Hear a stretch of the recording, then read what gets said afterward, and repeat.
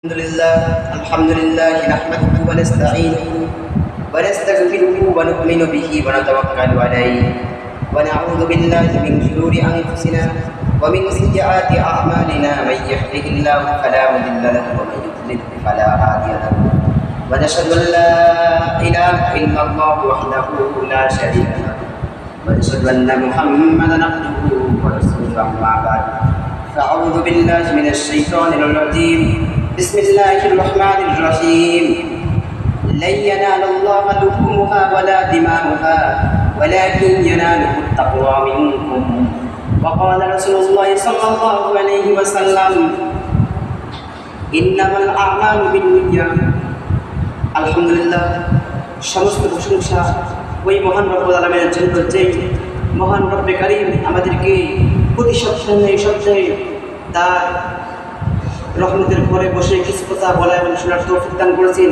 এই জন্য আমি শুকর করি আলহামদুলিল্লাহ। আল্লাহ পাক রব্বুল আলামিন বলছেন যে লা ইয়ানালুল্লাহা লুহুমুহা ওয়ালা দিমাউহা ওয়ালাকিন ইয়ানালুহুত তাকওয়া। আল্লাহ পাক রব্বুল আলামিন বলতেছে যে আমার কাছে কুরবানির গোশত পৌঁছায় না, কুরবানির চামড়া পৌঁছায় না, কুরবানির শিং পৌঁছায় না, অথচ মিনকুম তাকওয়া কি পৌঁছায়? তাকওয়া পৌঁছায়। অথচ আল্লাহ পাক রব্বুল আলামিন বললেন যে তোমরা কুরবানি দিবা, তোমরা তাকওয়া অর্জন করার জন্য কুরবানি দিবা। অথচ আমি আল্লাহ পাক রব্বুল আলামিনকে রাজি খুশি করার জন্য কুরবানি দিবা। কিন্তু এই কুরবানির গোশত আমি আল্লাহ পাক রব্বুল আলামিনের নিকটে পৌঁছায় না, এই কুরবানির চামড়া আমি আল্লাহ পাক রব্বুল আলামিনের নিকটে পৌঁছায় না। অথচ যেহেতু তোমরা তাকওয়া অর্জন করতে চাও, তাহলে আমি আল্লাহ পাক রব্বুল আলামিন তোমাদেরকে যে প্রতি বছরের ন্যায় প্রতি বছর নির্ধারিত সময় থেকে করেছি কুরবানি তোমাদের ওয়াজিব করেছি, সেই কুরবানি তোমরা করো যথাভাবে ভালোভাবে কুরবানি করো। এই জন্য আমাদেরকে কী করতে হবে? যে আমাদেরকে তাকওয়া অর্জন করতে হবে। আর তাকওয়া কোথায় থেকে?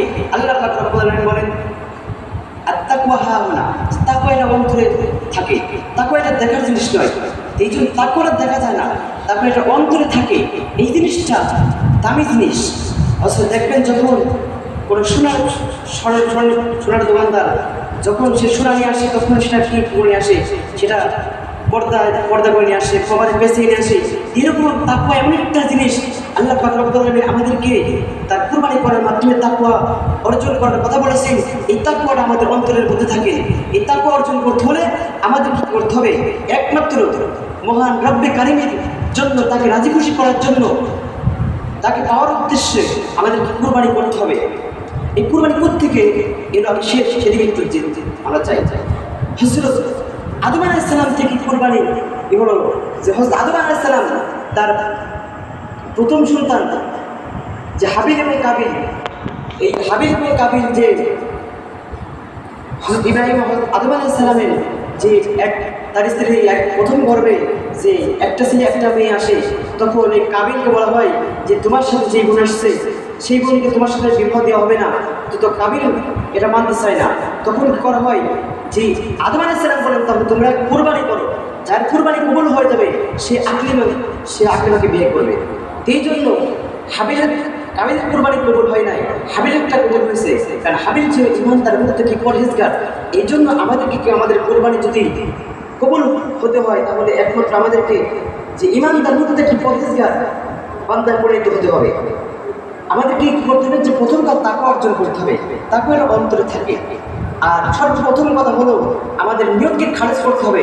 ইন্নামাল আমালু বিন্নিয়াত, যে সমস্ত ভালো কাজের আমল যে নিয়তের উপর নির্ভর করে। যদি আমি নিয়ত করি গোশত খাওয়ার, তাহলে আমি শুধু গোশতই খাবো, আমাকে যে পরকালে আমাকে কোনো সওয়াব দেওয়া হবে না। এই জন্য আমরা যারা কুরবানি দিই, আমরা যারা কুরবানি বড় বড় যে পশু ক্রয় করি, আমাদের একটা উদ্দেশ্য থাকবে যে আমি কুরবানি কিনতেছি একমাত্র মহান রব্বে কারীমের যে সন্তুষ্টি অর্জনের জন্য, আল্লাহ রাব্বুল আলামিনের যে নৈকট্য হাসিল করার জন্য আমরা কুরবানি করতেছি। এই জন্য আমাদের কিন্তু থাকবে না যে আমরা গোশত খাওয়ার জন্য কুরবানি করতেছি, যে আমাদের কিন্তু থাকবে না যে মানুষ আমাকে যে কুরবানির কথা বলবে। এই জন্য আমাদের এগুলো উদ্দেশ্য থাকতে হবে না। আমাদের উদ্দেশ্য থাকতে হবে কি? যে আল্লাহ পাক রব্বুল আলামিনের নৈকট্য হাসিল করার উদ্দেশ্য থাকতে হবে, আল্লাহ পাক রব্বুল আলামিনের রাজি খুশি করার উদ্দেশ্য থাকতে হবে। এই জন্য আল্লাহ পাক রব্বুল আলামিন আমাদেরকে যেন কুরবানি সুন্দরভাবে সঠিকভাবে যথানিয়মে করার তৌফিক দান করুন। এই জন্য আমরা সকলে বলি আলহামদুলিল্লাহ।